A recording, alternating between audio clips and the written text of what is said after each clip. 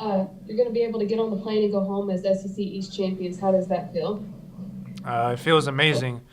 That was one of our main goals at the beginning of this season, because in order to do all the you know the bigger things, you first have to win the East.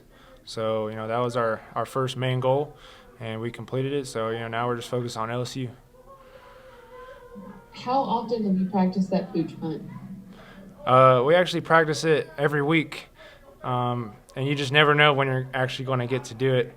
I think Coach Mullen was kind of thinking about it on the sidelines, like they were talking about it, and I was like, let me kick it.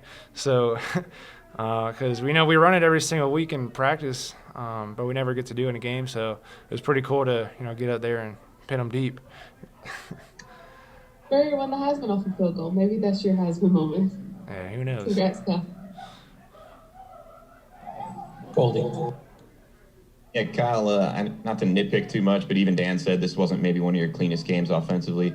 I'm kind of curious. You guys have had some slow starts really the last couple of weeks. Is it hard, when you guys build so much into the Georgia game this year to kind of, once you're over that hump, just stay totally locked in? No, I think that's not the focus for us. I think we do a great job of taking it one game at a time. But yeah, it definitely wasn't my cleanest game. There was sometimes maybe I was doing too much, and I just gotta trust trust what we have called and just let it play out. Does it say something about this team, though, that you guys, even when you're quote-unquote playing a not great game, that you guys look up and it's 31-7 late in the game and you guys are pretty much just cruising? Yeah, it's huge. Especially great teams, they find a way to win even when they're not playing the cleanest, and that's what we've been able to do all season. Christian. Kyle, was there any considered effort to get Kyle Pitts more involved in the passing game in the second half? I mean, there's always an effort to get Pitts, open as much as you can because, he's obviously a matchup problem. And I think they did a great job, Tennessee, throughout the game of, giving us some different looks, trying to, put more guys on Pitts to shut that down. And, we just got to adjust as an offense. And can you talk about what it means to be so close to the passing touchdown record set by Danny Warfel? I think it's pretty cool, but at the same time, I'm not a huge statistic person and all that. Just focused on taking it one game at a time, and now we're going to be locked in on LSU. Thank you, Kyle. Buddy.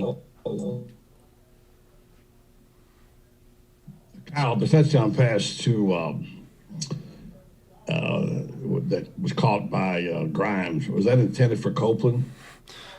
Oh, man. I had a feeling y'all were going to ask me this.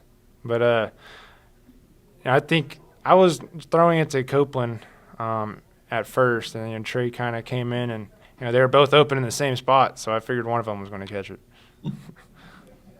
Talk about throwing in the rhythm, which of course is, when you get your rhythm like a pitcher, it seemed like you couldn't seem to get your rhythm. And that sounds funny, talking about a guy just threw for 4 touchdown passes and 433 yards. But you know what I mean, the rhythm of throwing, how much is that a factor? Yeah, there's definitely times when, we were out of rhythm, and obviously there was times when we were doing great while we were in rhythm. You could tell how methodically we were getting downfield. But, I just think we got to continue to just work very hard at just cleaning up our game and, clean up the little things as we move forward.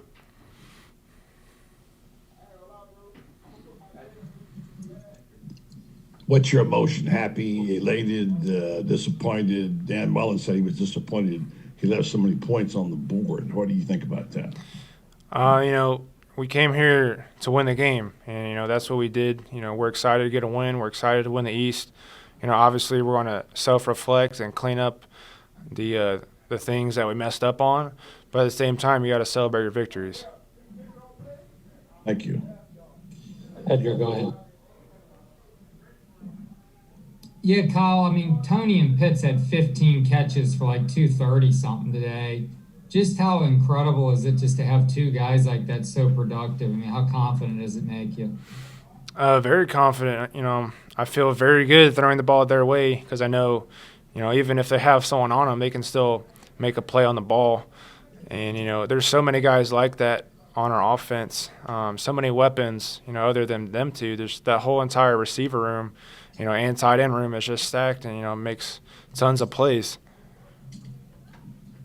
Yeah, I mean, Grimes has 8 touchdown catches too. I think the 3 of them have 27 of your 38. So you definitely been looking in their direction a lot. So you guys have one more week to go before the big game.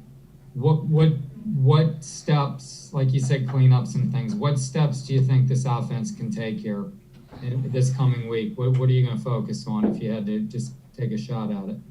Obviously just to play cleaner. There was times, like I said before, just trying to do too much, moving the protection, and times when I really probably could have just let it play out. And there's little things like that, nothing too big or crazy. And, we'll watch the film and we'll get it cleaned up and, just continue to get better. Thank you, Colin. Close with Steve. Yes, Kyle, I'm just curious about your experience with watching the SEC championship game, and I don't know how much big a part of that might have been in your life growing up, and when did it become really a place that you wanted to visit Atlanta at one point in your life? Well, I grew up, watching college football here and there, not a whole lot.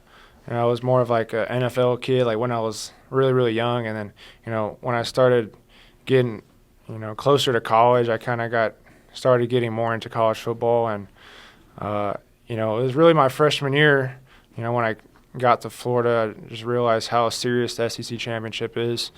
Ever since then, that's just been the main goal around here. Thanks. Thanks, Kyle. All right, appreciate it.